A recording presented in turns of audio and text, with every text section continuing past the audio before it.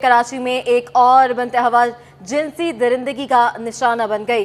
Lines area में चचा ने 12 साला भतीजी को ज्यादती के बाद कत्ल कर दिया। मुलजिम चचा मौके से फरार हो गया।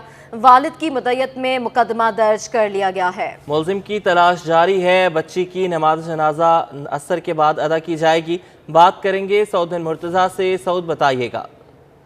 जी बिल्कुल, देखिए गुज़श्ता रोज़ इंतहाई अफसोसनाक वाक़या लाइन्स एरिया के इलाके में पेश आया था। 12 साल बच्ची को जो है जिन्हें अस्पताल मुर्दा हालत में मुंतकिल किया गया, जहाँ उसका पोस्टमार्टम हुआ तो मालूम ये हुआ कि नन्ही बच्ची के साथ ज़्यादती और उसके बाद गला दबा के उसको कत्ल किया गया। तहकीकात में बात मालूम हुई कि जो बच्ची का चचा था वो इसमें जो है मुलव्विस था। पुलिस ने इस वाक़े का मुकदमा जो है वालिद की मुद्दत में दर्ज कर लिया, जो कि DMC के साबिक मुलाजिम हैं। हुक्काम का कहना है कि मुलजिम जो है फ़रार है। बच्ची जो है मदरसे जाने का वक्त के टाइम ये बताया जा रहा है वाक़या उस टाइम पेश आया जब वो घर पे ही मौजूद थी और जो चचा है वो नशे का आदी है। और काम का कहना है कि उसकी तलाश भी शुरू कर दी गई है, जबकि वालिद ने अपने भाई के ही खिलाफ नामजद मुकदमा जो है इस वाक़े का दर्ज कराया गया। हम लोग इस वक्त घर के बाहर मौजूद हैं। अहले खाना गम से निढाल हैं। वो मीडिया से बात तो नहीं कर रहे, अलबत्ता यहाँ पे जो इलाका मकीन अपनी उनकी मदद के लिए जो मौजूद हैं। बच्ची की लाश सब खाने में और कहा जा रहा है कि असर में जो है उसकी नमाज जनाजा अदा करके तदफीन जो है अमल में लाई जाएगी। जबकि इनका यही मुतालबा है कि मुलव्विस मुलजिम को भी जो है गिरफ़्तार किया जाए, साथ साथ ताकि उसको सज़ा भी दिलवाई जा सके। जबकि गुज़श्ता रोज़ पुलिस सर्जन जो है उनकी जानिब से इस बात की तस्दीक की गई थी कि जो बच्ची को मुर्दा हालत में लाया गया है उसके साथ ज़्यादती की गई और उसके बाद उसको जो है गला दबा के कत्ल किया गया। तो मालूम यही हुआ था कि पुलिस को पहली इन्फॉर्मेशन ये आई थी कि बच्ची ने जो है ख़ुदकुशी की है। जब यहाँ पर पहुँची और तहकीकात हुई तो पता चला कि उसका जो है रस्सी से गला दबा के घोंट कर उसको जो है कत्ल किया गया। मुलजिम बताया जा रहा है ख़ुद बच्ची को बतौर चचा अस्पताल लेकर गया था, लेकिन जब ये तहकीकात हुई तो इस बात की तस्दीक हुई कि चचा ही इस कत्ल में मुलव्विस है, ज़्यादती में भी। इसके बाद से वो फ़रार है, उसकी तलाश भी। बहुत शुक्रिया सऊद, आपने हमें अपडेट किया। बल्दिया टाउन रूबी मोड़ के करीब 11 की नौमौलूद के अगवा का मुकदमा मदीना कॉलोनी थाने में वालदा एनी बेगम की मुद्दत में दर्ज कर लिया गया है। वालदा का कहना है कि नौमौलूद बेटी को अपनी फैमिली डॉक्टर के पास लेकर गई थी। आपको बता रहे हैं कि बल्दिया टाउन रूबी मोड़ के करीब 11 रोज़ की नौमौलूद के अगवा का मुकदमा दर्ज कर लिया गया है। बात करेंगे इस हवाले से दानियाल सैयद से। दानियाल, बता।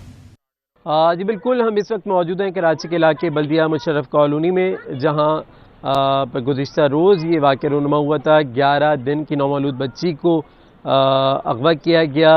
एक खातून है जो अपनी बच्ची को 11 यौम की बच्ची को अस्पताल मामूल के चेकअप पे लेके गई थी और जब वहाँ से वो बल्दिया से वापस निकली हैं, बल्दिया नंबर 4 यूबी मोड़ के करीब जो है उनकी बच्ची को जैसे ही वो बस से उतरती हैं तो मोटरसाइकिल सवार 2 मुल्ज़िमान छीन कर फरार हो जाते हैं। बैग में बच्ची मौजूद थी। जो बच्चों की हिफाजती बैग होता है उसके अंदर उन्होंने बच्ची को रखा था, जिसे मुल्ज़िमान लेकर फरार हुए हैं। मुकदमा खातून वालदा जो है उनकी मुद्दत में थाना मदीना कॉलोनी में दर्ज कर लिया है। पुलिस हुकाम तहकीकात कर रहे हैं। इस वक्त भी पुलिस के आला हुकाम जो हैं वो इस अहले खाना से मिलने के लिए, उनका बयान कलमबंद करने के लिए घर पर पहुँचे हैं। उनके बयानात कलमबंद किए जा रहे हैं। पुलिस का कहना है कि मुख्तलिफ CCTV फुटेजेस दिखाई गई हैं वालदा को, वालिद को, कि वो शनाख्त करें कि मुल्ज़िमान कौन थे, लेकिन अब तक किसी मुल्ज़िम को शनाख्त नहीं किया जा सका है। 2 SHOs, 1 DSP की सरबराही में 3 रुकनी तहकीकाती कमेटी SSP किमाड़ी फ़िदा हुसैन जावरी ने जो है तश्कील दी है, जो इस वाक़े की तहकीकात कर रहे हैं। मुकदमा दर्ज कर लिया है। रात गए भी छापामार कार्रवाइयाँ की गई, लेकिन कोई मुल्ज़िम गिरफ्तार नहीं हो सका है।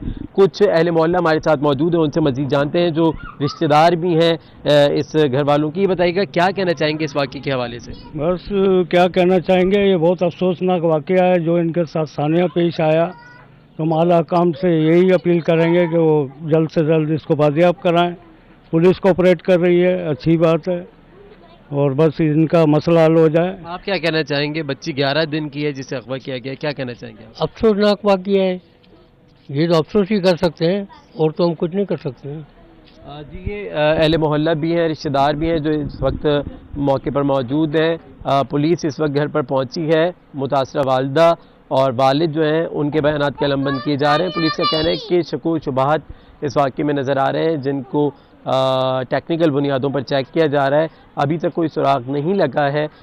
मजीद पुलिस तहकीकात कर रही है और इस वाक़े को मुंतकी अंजाम तक दानियाल, अभी आप हमारे साथ ही मौजूद रहिएगा। आगे बढ़ते हैं। शहर में बिजली की तवील लोड शेडिंग से कारोबारी तबका बुरी तरह मुतासिर हो रहा है। औरंगजेब स्पेयर पार्ट्स मार्केट में दिन भर बिजली गायब रहने लगी है। दुकानदार कहते हैं कि कारोबार मुतासिर हो रहा है। शहर में बिजली की तवील लोड शेडिंग से कारोबारी तबका बुरी तरह मुतासिर हो रहा है। घरेलू सार्फिन तो मुतासिर हैं ही और अजियत में मुब्तला हैं, कारोबारी तबका भी बुरी तरह मुतासिर है।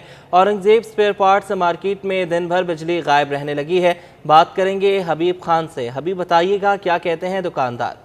बिल्कुल, देखिए शहर कायद का मौसम तो तब्दील हो चुका है, लेकिन के इलेक्ट्रिक के मिजाज में किसी किस्म की कोई तब्दीली नहीं दिखाई दे रही है। शहर के मुख्तलिफ इलाकों में अब भी जो है वो लोड शेडिंग का बदतरीन दौरानिया जो है वो जारी है, जिसमें और बिलखसूस मार्केट्स के हवाले से बात करें तो शहर की मार्केट्स में कारोबारी औकात के दौरान तवील लोड शेडिंग का सामना। इस वक्त भी हम कराची की होल सेल जो मार्केट है स्पेयर पार्ट्स की, मोटरसाइकिल के स्पेयर पार्ट्स तमाम तर यहाँ पे दस्तियाब होते हैं, औरंगजेब मार्केट में मौजूद हैं। क्या सूरत हाल है, बात करने के लिए फ़ारूक शहजाद साहब मौजूद हैं। फ़ारूक साहब, ये बताइएगा कितने घंटे की इस वक्त लोड शेडिंग का सामना है, कितने घंटे कारोबार करते हैं?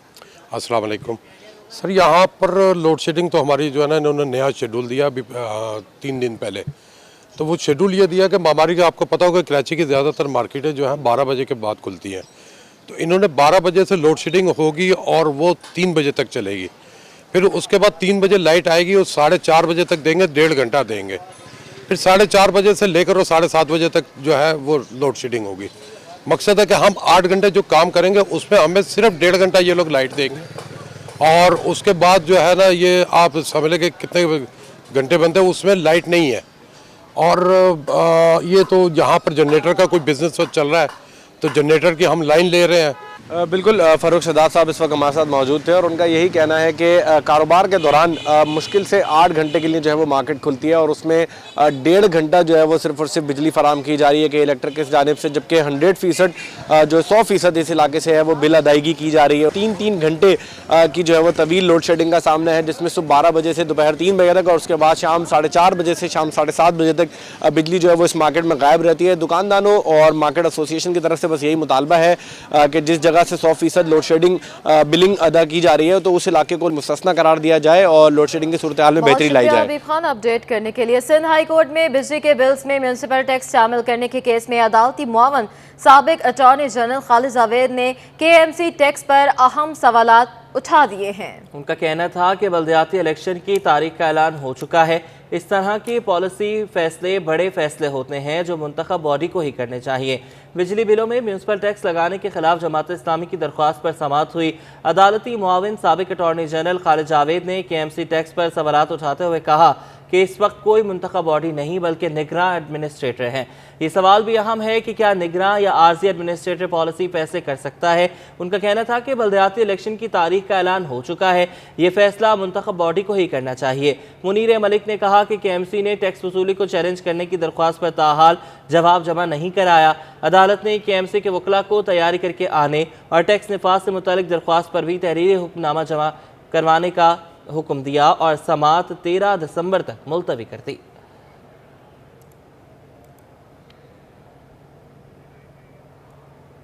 कराची में ट्रांसपोर्ट के मंसूबों पर काम तेजी से जारी है।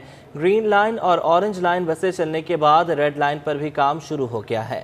BRT मंसूबों से मुतल्लिक जनरल मैनेजर SIDCL अब्दुल अजीज ने City 21 से खुसूसी गुफ्तगू की है। आदिया नाज इस वक्त उनके साथ मौजूद हैं, उनसे मज़ीद जानेंगे। जी आदिया। अब बिल्कुल कराची में आहिस्ता आहिस्ता ट्रांसपोर्ट के मंसूबों पर तेज़ी के साथ काम जारी है और बहुत सारे ऐसे मंसूबे हैं जो कि पाए तकमील तक पहुंचेंगे, जबकि कुछ ऐसे मंसूबे हैं जो कि अब शहरियों के लिए लाए जा चुके हैं। उनमें ग्रीन लाइन बस सर्विस है, BRT orange line bus service है जो कि कामयाबी के साथ सड़कों पर रवां दवा है और शहरी उससे इस्तेफादा भी कर रहे हैं। ये मंसूबे जो हैं इनमें क्या मुश्किलात दरपेश रहती हैं ये तो शहरी अक्सर हमें आगाह करते ही रहते हैं।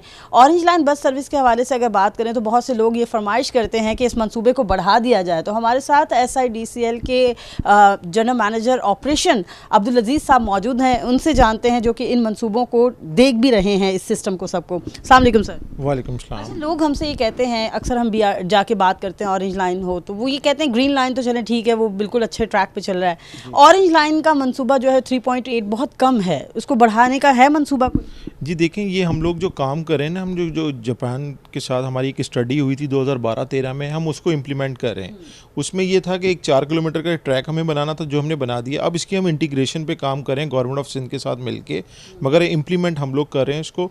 उसमें ये होगा कि ये जो बोर्ड ऑफिस में लोगों को उतरना पड़ता है और फिर ग्रीन लाइन में जाना पड़ता है, तो उसमें ये होगा कि ऑरेंज लाइन की ही बस में आप बैठेंगे और वो फिर ग्रीन लाइन के कॉरिडोर में एंटर होगी, टुवर्ड्स ये नागन जाएगी और नागन से फिर यू टर्न लेके वापस आएगी और फिर बोर्ड ऑफिस से ये ऊपर घूमती हुई वापस अपने ऑरेंज लाइन के 4 किलोमीटर, तो फिर ये ऑल टुगेदर 10 किलोमीटर का एक ट्रैक हो जाएगा। लोगों को ये फिजिकल उतरना नहीं पड़ेगा, स्टेशन पे उतरेंगे ग्रीन के, उधर ही ग्रीन की बस में बैठें, नुमाइश जाने वाले नुमाइश जाएँ, अब्दुल्ला जाने वाले अब्दुल्ला जाएँ। तो ऐसे ही इंशाल्लाह ये मसला भी लोगों का हम दूर करेंगे और इस पर हम बहुत तेज़ी से दिन रात काम करें। अच्छा, हमारे देखने वाले बड़ी गुजारिश करते हैं कि कराची में ट्रांसपोर्ट के जो मंसूबे आ रहे हैं उसको सराह भी रहे हैं, रेड लाइन पाए तकमील तक पहुंचने के करीब है, मतलब उनकी कोशिश है कि ये 2 से 3 साल में इसको मुकम्मल कर लिया जाए।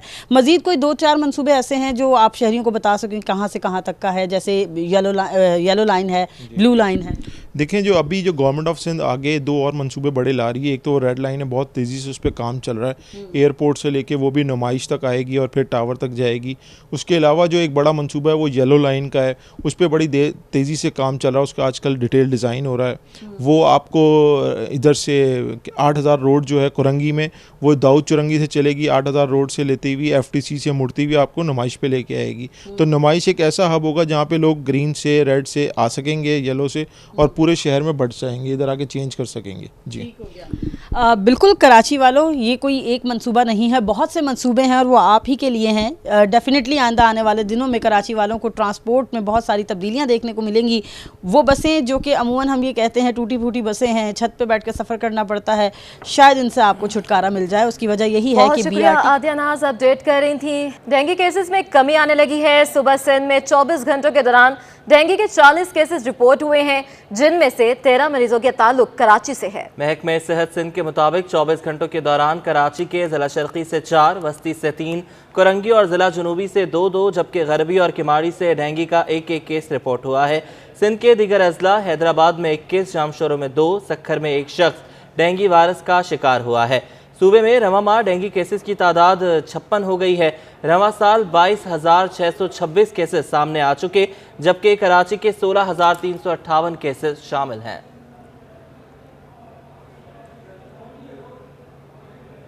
कराची की फ़ज़ा में गर्द की वजह से शहरियों को सांस लेने में दुश्वारी का सामना है। मौसमियाती तब्दीली के साथ साथ तरक्याती काम और खस्ता हाल सड़कों पर उड़ती धूल मट्टी से सांस और गले की बीमारियां फैल रही हैं। मज़ीद जानते हैं हमारे नुमाइंदे उबैद शाह से। जी उबैद, अपडेट कीजिए। जी, मैं इस वक्त Karachi institute of heart disease में मौजूद हूँ। शहर कायद में जाबजा तरक्याती कामों की वजह से इस वक्त फ़िज़ा इंतहाई गर्द आलूद है, जिसकी वजह से स्कूल, कॉलेज और दफातर जाने वाले अफराद को काफ़ी दुश्वारी का सामना करना पड़ता है। महकमा सेहत सिंध ने जो अपने आदाद शुमार जारी किए तो उसके मुताबिक भी जो शहर में फ़िज़ाई आलूदगी है और उसके साथ ही साथ तरक्याती काम की वजह से जो गर्द आलूद का एक माहौल यहाँ पर मौजूद है, उसकी वजह से लोग सीने के इन्फेक्शन का शिकार हो रहे हैं। डॉक्टर नसीरुद्दीन शाहीन साहब हमारे साथ मौजूद हैं, हम उनसे जानते हैं कि इस डस्ट एलर्जी के से कैसे बचा जा सकता है और लोग इस जो तरक्याती काम हो रहे हैं, गर्द गुबार है माहौल में, इससे किस तरह मुतासिर हो रहे हैं। जी सर। जैसा कि आपने बताया, एलर्जी का जो मामला है वो बहुत ही मुश्किल, यानी कि बाज़ औक़ात इसे बड़ी बड़ी बीमारियों से ज़्यादा मुश्किल समझा जाता है, क्योंकि बाज़ बीमारियाँ ऐसी होती हैं जिनका एक हल होता है, एक इलाज होता है। अब पर्टिकुलर जिस इंसान को जिस चीज़ से एलर्जी है, तो अगर वो उसके कॉन्टैक्ट में आएगी तो उसका उस पर इफ़ेक्ट होगा। जैसे हमारे नज़ला बड़ा कॉमन है, रनिंग नोज़ बड़ा कॉमन है, कुछ लोगों की नाक की हड्डी बड़ी होती है, कुछ में नाक में जैसे टर्बिनेट्स बढ़े हुए होते हैं, तो और उन्हें डस्ट एलर्जी होती है, तो वो ये समझ रहे होते हैं नाक की हड्डी की वजह से नज़ला है, टर्बिनेट्स की वजह से नज़ला है। हालांकि ऐसा नहीं होता, एलर्जी की वजह से नज़ला होता है। बाज़ दफ़ा वो लोग ऑपरेट भी करवा लेते हैं, उन्हें कोई फ़ायदा नहीं होता। उसकी वजह ये कि उन्हें एलर्जी होती है। तो एलर्जी जैसे कॉन्टैक्ट में आएगी मसला होगा, उससे ये रनिंग नोज़ होगा, वो फिर बाज़ औक़ात साइनोसाइटिस हो जाता है। उसके बाद जो है पोस्टीरियर नेज़ल डिपलिंग होती है, उससे जो है गले ख़राब होते हैं, यही चीज़ें आगे बढ़कर जो है रेस्पिरेटरी इन्फेक्शन और जो है नमूनिया इस किस्म की शक्ल इख्तियार कर लेते हैं। जी, जैसे कि डॉक्टर नसीरुद्दीन शाहीन साहब ने हमें बताया कि जो डस्ट एलर्जी है उससे बचने के बहुत ही आसान से तरीके हैं। फौरी तौर पर जो है वो अद्वियात का इस्तेमाल भी मुनासिब नहीं रहता। यही वजह है कि उन्होंने स्टीम लेने की और गरारे करने की शहरियों को तलकीन की, और उसके साथ ही साथ उनका ये भी कहना था कि फ़िज़ाई आलूदगी, गली मोहल्ले में आलूदगी, ये तमाम तर सूरत-ए-हाल इस माशरे के साथ जुड़ी हुई हैं, लेकिन शहरियों को भी अपना लाइफ स्टाइल चेंज करने की ज़रूरत है। मास्क का इस्तेमाल, एहतियाती तदाबीर, गर्म कपड़ों का इस्तेमाल, गरारे, नाक की सफाई, इन तमाम अगर एहतियाती तदाबीर को वो साथ लेकर चलेंगे तो यकीनी तौर पर हर किस्म के इन्फेक्शन से, हर किस्म की बीमारी से वो खुद को बहुत शुक्रिया अवैध शाह, अपडेट कर रहे थे। आगे बढ़ते हैं। कोविड के बाद बैरून मुल्क नौकरी के लिए जाने वालों की तादाद में नुमाया इजाफा हो गया है। पाकिस्तान ओवरसीज एम्प्लॉयमेंट पर मोटर्स एसोसिएशन के तर्जुमान अदनान पराचा कहते हैं कि रवा साल 10 माह में 7 लाख से जायद पाकिस्तानी वर्कर्स बैरून मुल्क भेजे जा सकते हैं। बात करेंगे अशरफ खान से। अशरफ, बताइएगा। मुल्क की मईशत के लिए एक अच्छी खबर सामने आई है, और देखा जाए रवा माली साल की बात करें तो जनवरी से लेकर अब तक 10 महीने में 7 लाख से ज़ायद जो है वर्कर्स जो पाकिस्तानी वो बैरून मुल्क गए हैं नौकरी के लिए। इसका कितना इम्पैक्ट होगा और इससे क्या फ़ायदे पाकिस्तान हासिल कर सकता है, जानते हैं। जो पाकिस्तान ओवरसीज प्रमोटर के जो तर्जुमान अदनान पराचा हमारे साथ मौजूद हैं। क्या देख रहे हैं सर, एक अच्छी खबर आई? जी, हमारे पाकिस्तान के लिए ये बहुत अच्छी खबर है कि हमने 2022 में इस टाइम पे 10 महीनों में 7 लाख से ज़्यादा वर्कफोर्स बाहर एक्सपोर्ट कर चुके हैं, और अभी 2 महीने बाकी हैं, तो हम समझते हैं कि ये 8 लाख प्लस तक हम चले जाएंगे, जो कि पिछले साल में हमारे ये वर्कफोर्स आधी थी, और कोविड के दौरान भी हम इतनी वर्कफोर्स नहीं भेज सके थे। तो मैं ये समझता हूँ कि इस टाइम पे अगर गवर्नमेंट ऑफ पाकिस्तान, हमारे मिनिस्ट्रीज़ और फाइनेंस मिनिस्ट्री हमारे इस चीज़ पे फोकस करे और हमें ऑन बोर्ड ले, तो हम ये एश्योर कर सकते हैं कि हम इसको 1 मिलियन से ज़्यादा मैन पावर हम दूसरे ममालिक की तरफ एक्सपोर्ट कर सकते हैं। और जिसमें हमें स्पेशली इस टाइम पे देखने की ज़रूरत है कि हमें यूरोपियन ममालिक की तरफ इस टाइम पे बहुत ज़्यादा रिक्वायरमेंट है।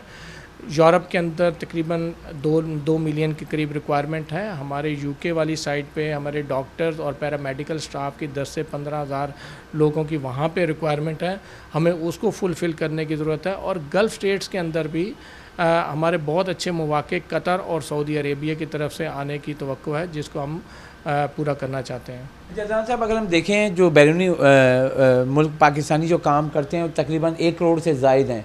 अब 7 लाख ये मज़ीद चले गए, और अगर हम 8 लाख भी क्रॉस करते हैं इस साल, तो आगे चल कर जो मुश्किलात हो रही तरसीलाती दर में, तो कितना इजाफा देख रहे हैं आप? देखें, इसके अंदर मैं ये चीज़ कहूँगा कि अगर ये 7-8 लाख बंदा हम ये भेज रहे हैं, और उसके साथ अगर हम ग्रे चैनल्स की तरफ अगर उसकी तरफ फोकस करें, उसको बंद करें, तो मैं ये समझता हूँ कि 8 से 10 अरब डॉलर तक हम इजाफा कर सकते हैं नेक्स्ट ईयर स्टार्ट के अंदर, जो हमारे मुल्क की तरक्की के लिए बहुत ज़्यादा अहम किरदार अदा करेगी। जजान साहब, जैसे कि अभी खबरें आई हैं स्टेट बैंक और FIA ग्रे चैनल पे अब एक्शन शुरू कर रहा है, एक्सचेंज कंपनी पे भी उन्होंने कदगन लगा दी है, तो इसके क्या असरात होंगे? देखें, इससे असरात तो बहुत अच्छे आने चाहिए, लेकिन सबसे बड़ी जो चीज़ है ओपन मार्केट और इंटर बैंक के रेट को स्टेट बैंक को श्रिंक करना पड़ेगा, ताकि हमारा जो ओवरसीज़ पाकिस्तानी है उसको ट्रस्ट बिल्ट हो पाकिस्तान को की तरफ रेमिटेंसेस भेजने के लिए थ्रू प्रॉपर चैनल। जी, जैसे कि आपने सुना, एक अच्छी खबर मुल्क के लिए आई है कि जो साल 2022 है वो मुल्क की मईशत के लिए अच्छा करार दिया जा रहा है, कि जो तकरीबन 7 लाख से ज़ायद जो है पाकिस्तानी को नौकरियों के मौके मिले हैं, जिससे तरसीलात ज़र बढ़ेगी। लेकिन इसके साथ साथ ये कहा है कि जो स्टेट बैंक और FIA जो इकदाम कर रहा है ग्रे चैनल मार्केट को रोकने के लिए, आपने हमें अपडेट किया। बल्दिया से 11 रोज़ की बच्ची के अगवा का ड्रॉप सीन हो गया। खातून ने नौमौलूद के अगवा का ड्रामा रचाया। पुलिस के मुताबिक 11 रोज़ की बच्ची खातून एनी बेगम की नहीं है। खातून एनी बेगम ने अपनी दोस्त से बच्ची ली थी। खातून बच्ची को दोस्त को देने गई थी। खातून एनी की मां ने पुलिस को तमाम रुदात सुना दी है। इस बच्ची को जो है ना, इसको बच्ची को दे दिया, ये किसी से ली थी। फिर वो जो है ना उस बच्ची को बुलाया, ठीक हो गया के फोन के ऊपर कि ये बच्ची मैं तुझे दे देती हूँ। ठीक है। ये जब बच्ची गई तो कह रही मेरी तबीयत खराब है। मैंने बोला बेटा मैं अभी तेरे घर से आई। ठीक है। तो कहने लगी नहीं अम्मी मुझे कोई और बच्ची दे रहा है। हम उसके घर पे पहुंचे, फोन के रास्ते के अंदर तो उसका साला था, उसका भाई था, उसकी माँ थी, उसकी भाभी थी। हमने बोला ये बच्ची हम नहीं लेंगे। आपके साथ कौन कौन था? मेरे साथ एनी थी, मैं थी, बस। हाँ, हम दो थे। हाँ, हमने बोला ये लिख के दे हमारे को बच्ची, तो जब हम लेंगे ठीक है, मैं अपने दामाद से भी ये बात करूंगी। तो मेरी बेटी ने बोला नहीं अम्मी, किसी की बच्ची ये फेंक फाक देगी तो शायद पाल लेगा। मैंने बोला नहीं, हम नहीं लेंगे इस बच्ची को। ये बच्ची हमने उसको दे दी।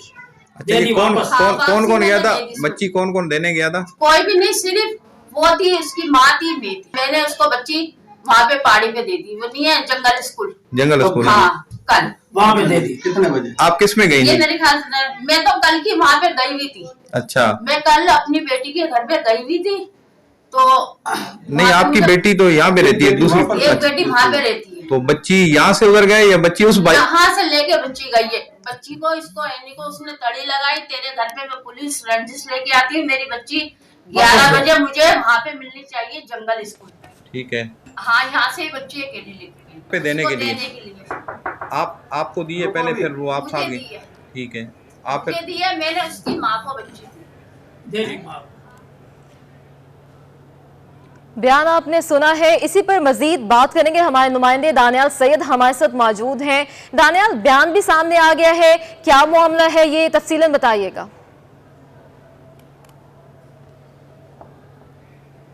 कराची के इलाके बल्दिया नंबर 4 रूबी मोड़ के करीब से मोटरसाइकिल सवार मुल्ज़िमान की जानिब से 11 दिन की नौमौलूद बच्ची को अगवा करने की खबर जो है सामने आई थी, जिसके बाद पुलिस ने भी तहकीकात की। पुलिस हुक्काम का कहना था कि जिस खातून ने का ये मौक़िफ़ था कि उसकी 11 दिन की बच्ची को जब वो डॉक्टर के पास तिब्बी मुआयना कराने के बाद वापस घर आ रही थी, तो इसी दौरान जब वो रूबी मोड़ बल्दिया नंबर 4 पर बस से उतरी है तो पीछे से आते हुए मोटरसाइकिल पर सवार 2 मुल्ज़िमान उसकी बच्ची को छीन कर फरार हो गए।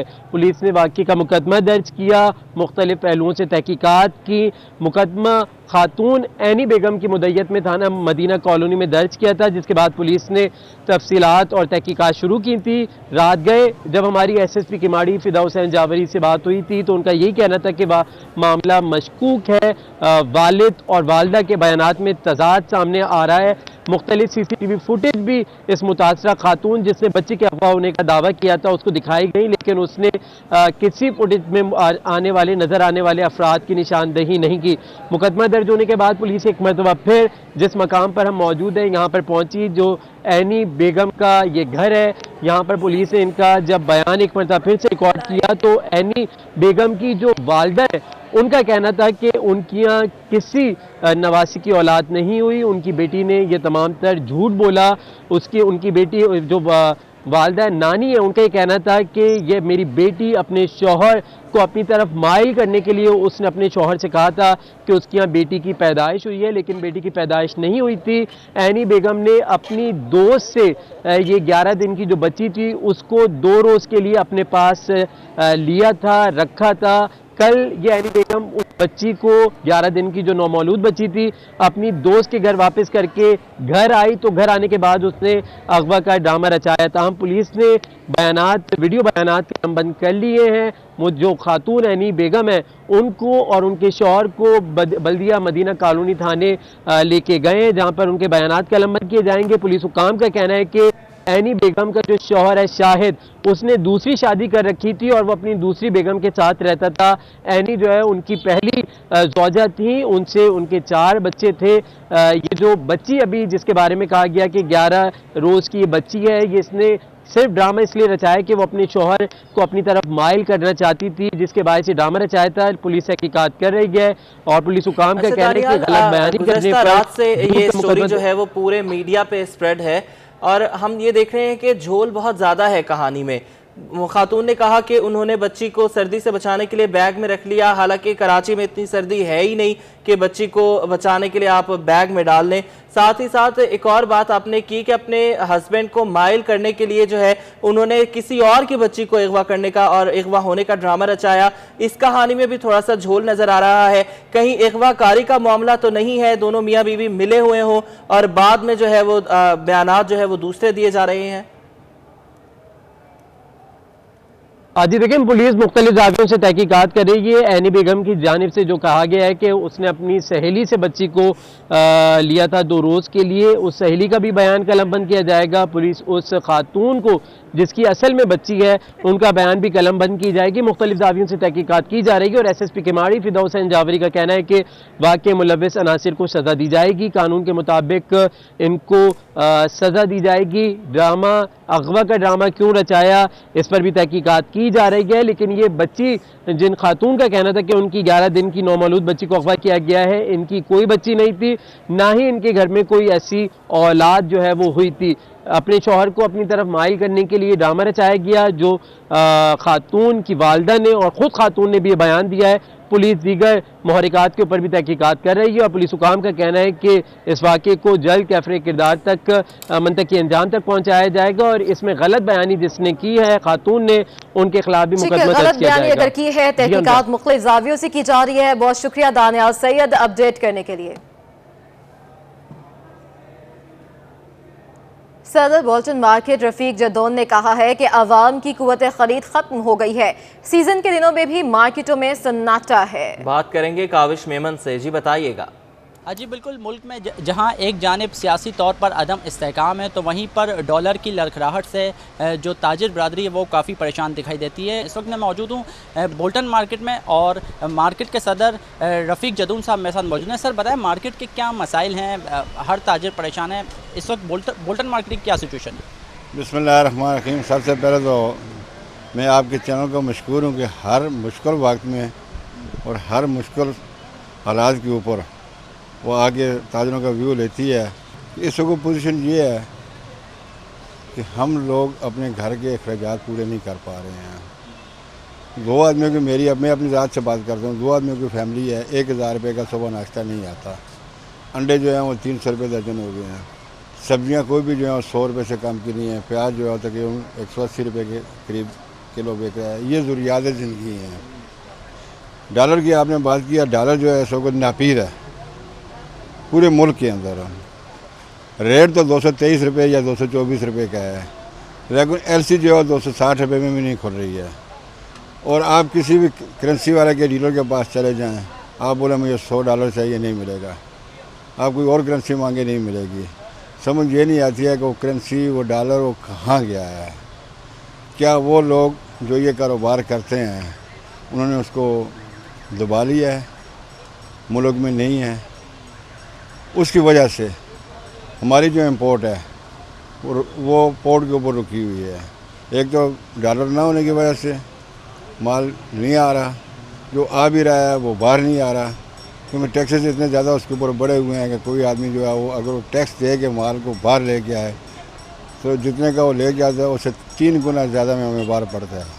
जी बिल्कुल, सदर बोल्टन मार्केट का इस हवाले से कहना था कि जब तक डॉलर जो है वो इस्तेकाम में नहीं आएगा तब तक जो मसाइल है वो हल नहीं हो सकते। और उन्होंने कहा कि छोटे ताजिर टैक्स देते हैं, उनसे टैक्स वसूल किए जाते हैं, लेकिन उसके बावजूद जो है वो उनके मसाइल पर तवज्जो नहीं दी जाती। उन्होंने कहा कि सीज़न के दिन है लेकिन मार्केटों में जो है वो सन्नाटा है और उसकी असल वजह यही है कि जब तक मुल्क में जो सियासी तौर पर। जी ठीक है काविश, आपने हमें अपडेट किया। सिंध हुकूमत ने सरकारी इदारों के बाद नीम सरकारी इदारों, निजी कंपनीज और फैक्ट्रीज में भी खुसूसी अफराद की मुलाजमत के लिए 5% कोटा मुकर्रर कर दिया। मज़ीद जानते हैं आज़ाद नोडियो से। जी आज़ाद।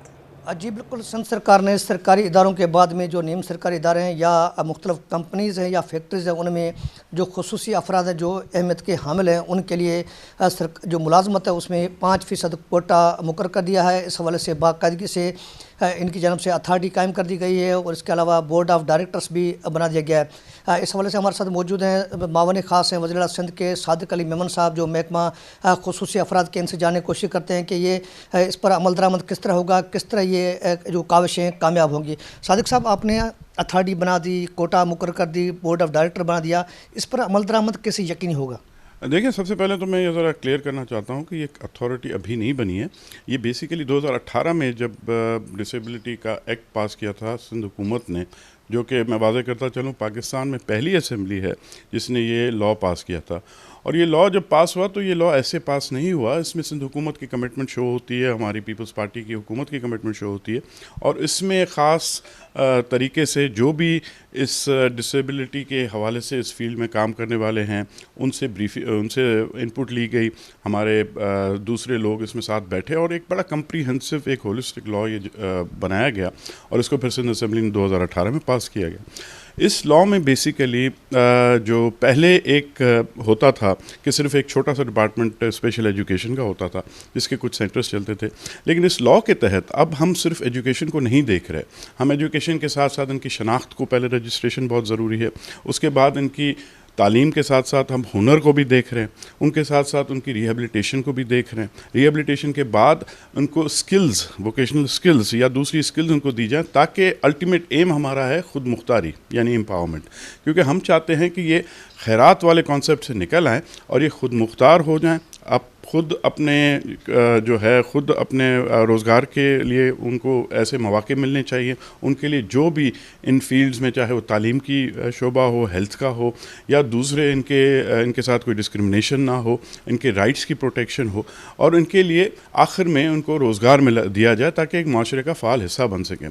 तो इसी एक्ट में एक अथॉरिटी, बल्कि अथॉरिटी एक काउंसिल का क़याम उसमें लाया गया था। ये काउंसिल हमारे जो सोशल सेक्टर के लोग हैं, सिविल सोसाइटी के लोग हैं, जो NGOs हैं, DPOs हैं और उसके साथ साथ सरकार के जो हमारे ऑफिशियल हैं, उनके साथ मिलकर ये काउंसिल अमल में आई। इसमें कोई 62 के करीब मेंबर्स हैं और ये काउंसिल बेसिकली इसको ये इख्तियार दिया गया कि ये सिफारिशात देगी हमारे जो भी पर्सन विद डिसेबिलिटीज़ हैं उनकी बहबूद के लिए, उनकी फलाह के लिए, और उसके बाद उसको अमल दरामद लाएगी एक Sindh protection authority in persons with disability के लिए। अब वो चीज़ें तो उस वक्त हो चुकी थी, लेकिन आपको पता है कि जब 18 में ये लॉ बना, फिर उसके बाद अमल दरामद में थोड़ा सा टाइम लगता है। फिर उसके बाद कोरोना का ये जो 1.5-2 साल है वो बड़े हमारे ख़राब गुजरे, आपको सारा पता है, सारा मुल्क बंद था।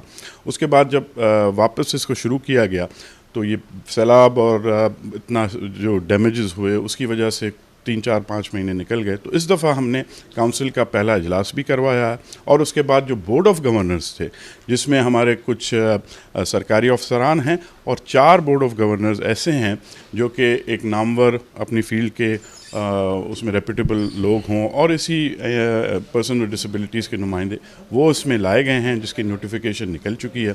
अब ये अथॉरिटी जब ये काम करना शुरू करेगी इंशाल्लाह तो वो काउंसिल के सिफारिशात को भी अमल दरामद में लाएगी और इसके साथ साथ जो 5% कोटा है, हमारा मेन एम जो है इनको रोज़गार देने का, न सिर्फ वो सरकारी इदारे पे लागू होता है लेकिन जो भी प्राइवेट इदारे हैं, चाहे वो कमर्शियल हो, इंडस्ट्रियल हो या जो भी जिस किस्म के भी इदारे हों, जिसमें 20 से ज़्यादा अगर लोग एम्प्लॉयड हैं तो उनके लिए ये मस्ट है सिंध हुकूमत के लॉ के तहत कि वो जब सिंध में काम करें तो फिर 5% कोटा पे इम्प्लीमेंट करें। अगर वो नहीं करते तो उनके ऊपर एक, मैं नहीं कहूँगा फ़ाइन है, लेकिन उनको एक 5% के जो उनके बनता है सैलरी के मद में वो एक एंडाउमेंट फ़ंड में उनको जमा करना पड़ेगा, जो कि फिर काउंसिल उसकी हवाले से उसमें अपनी सिफारिशात देगी कि किस तरह और कैसे हमारे पर्सन विद डिसेबिलिटीज़ की बहाली या उनकी बहबूद के लिए खर्च किया जाए। जी बिल्कुल, ये सिंध सरकार की पहली पहल है जो सिंध सरकार एक बड़ा मनसूबा बनाया है, जो खुसूसी अफराद हैं जिसको माजूर कहा जाता है, लेकिन सुप्रीम कोर्ट की। बहुत शुक्रिया, आज़ाद नौरिया अपडेट कर रहे थे। पाकिस्तान की खातून अव्वल समीना आरिफ अलवी ने मुल्क भर में national breast cancer patient support programme के लिए सेहत कहानी की भरपूर हिमायत का ऐलान किया है। सेहत कहानी की मेज़बानी में जुबली लाइफ इंश्योरेंस के इश्तराक से ऐवान सदर में ब्रेस्ट कैंसर से मुतालिक आगाही के लिए तकरीब हुई, जिसकी सदारत पाकिस्तान की खातून अव्वल बेगम समीना आरिफ अलवी ने की। तकरीब में ब्रेस्ट कैंसर को शिकस्त देने वालों की जिदोजहद के बारे में बताया गया। इस मौका पर सेहत कहानी की CEO शरीक बानी डॉक्टर सारा सईद खुरम ने कहा कि सेहत कहानी का मकसद ब्रेस्ट कैंसर का सामना करने वाली खवातीन के लिए निगहदाश्त के मुकम्मल अमल की फराहमी है। ब्रेस्ट कैंसर को शिकस्त देने वाली एक खातून आमना सलमान भट्ट ने भी बहस में हिस्सा लिया और कहा कि मरीजों की मुसलसल हौसला अफजाई के लिए एक सपोर्ट नेटवर्क का होना इंतहाई ज़रूरी है।